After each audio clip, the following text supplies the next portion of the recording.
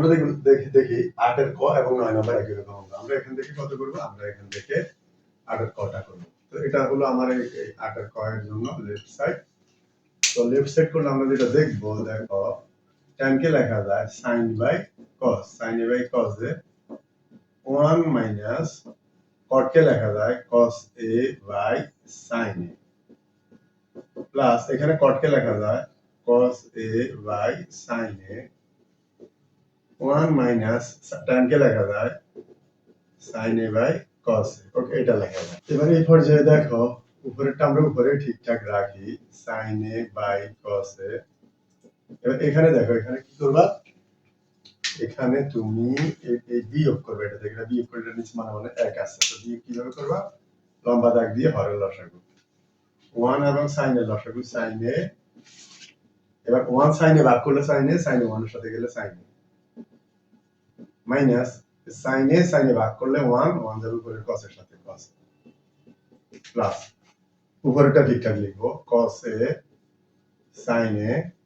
এবার নিচেরটা যদি করি কি করব, এটা নিচে মানে 1 আছে, এটা বিয়োগ করলে হরের লসাগু 1 এবং cos এর লসাগু cos a।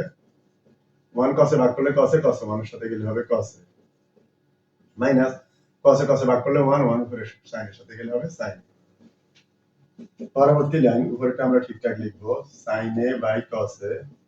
এই লম্বা দাগটা ভাগ চিহ্ন গুণ হলে এটা উল্টে যাবে, উল্টে গেলে sin a যাবে উপরে আর এটা যাবে নিচে। কি যাবে নিচে? sin a minus cos a। এরপরে প্লাস উপরেটা লিখবো cos a by sin a। এই লম্বা দাগ ভাগ চিহ্ন গুণ হলে এটা উল্টে যাবে, উল্টে গেলে cos a যাবে উপরে, এটা যাবে নিচে cos a minus sin a।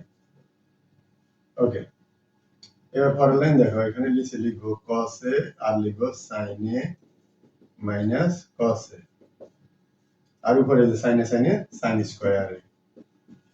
এরপরে আবার একটু খেয়াল করি, এরপরে দেখো প্লাস, এখন আমরা এইভাবে লিখবো উপরে cos a cos square a, এই cos a cos স্কয়ার আর নিচে কি থাকে sin a। এখানে একটু কাজ আছে, কাজটা কি? এখানে sin a minus cos a, এখানে cos a minus sin a। আমরা কি করব? আমরা এখানে sin a minus cos a, এটা cos a minus sin a, উল্টাকে ঠিক করার জন্য আমরা এখানে মাইনাস কমন নিব। তখন মাইনাস এখানে কমন যাবে, এই মাইনাসটা পরে প্লাস মাইনাসে মাইনাস এখানে হবে মাইনাস পরে।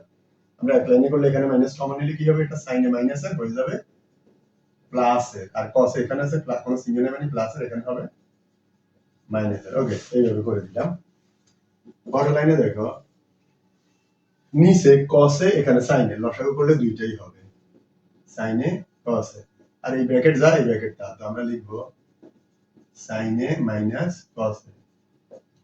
আর দুই ভাগ লাভ দ্বিগুণ, এটা ভাগ করো, এই ব্র্যাকেট কাটা, cos কাটা, sin থাকে sin a sin স্কয়ারের সাথে গেলে হবে sin কিউব a মাইনাস এটা এই ব্র্যাকেট আর sin কাটা গেলে cos যাবে cos স্কয়ারের সাথে cos কিউব a। ওকে, এই পর্যায়ে আমরা কি করব? নিচে আছে sin a cos a আর আছে sin a minus cos a। উপরে কি করব দেখো sin cube minus cos cube, a cube minus b কিউবের সূত্র a minus b into a square plus ab। ab মানে sin a cos a plus cos square a। এই হলো আমার টোটাল সূত্র। এবার আসো এটা কাটা যায়, আর কি থাকে? নিচে থাকে sin a cos a, এই যে sin a cos a। এখানে খেয়াল করো, তোমরা একটু আগে সূত্র শিখছো sin square theta plus cos square theta. হ্যাঁ, দুইটা দুই জায়গায়, বাট এই দুইটার পরিবর্তে লিখতে পারো 1 প্লাস এরপরে কি আছে sin a cos a, sin a cos a।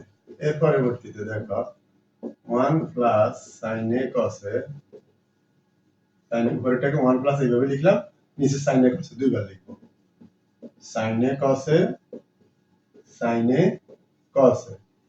অর্থাৎ নিচের একটা জিনিসকে দুইবার লেখা যায় কিভাবে? এটা আর এটা লসাগু তো এটাই, কেমন? এটা কাটা, এখানে খেয়াল করো 1 বাই sin a ইনটু এটাকে লেখা যায় 1 বাই cos a প্লাস এই যে সব কাটার পরে এখানে থাকে 1। এবার দেখো 1 বাই sin কে লেখা যায় কি cosec a, 1 বাই cos কে লেখা যায় কি sec a প্লাস 1। এবার আমরা অলরেডি প্রমাণে দেখি যে secটা আগে আনা হয়েছে, তো secটাকে আমরা আগে আনি sec a cosec a plus 1 এটাই রাইট সাইড। ওকে।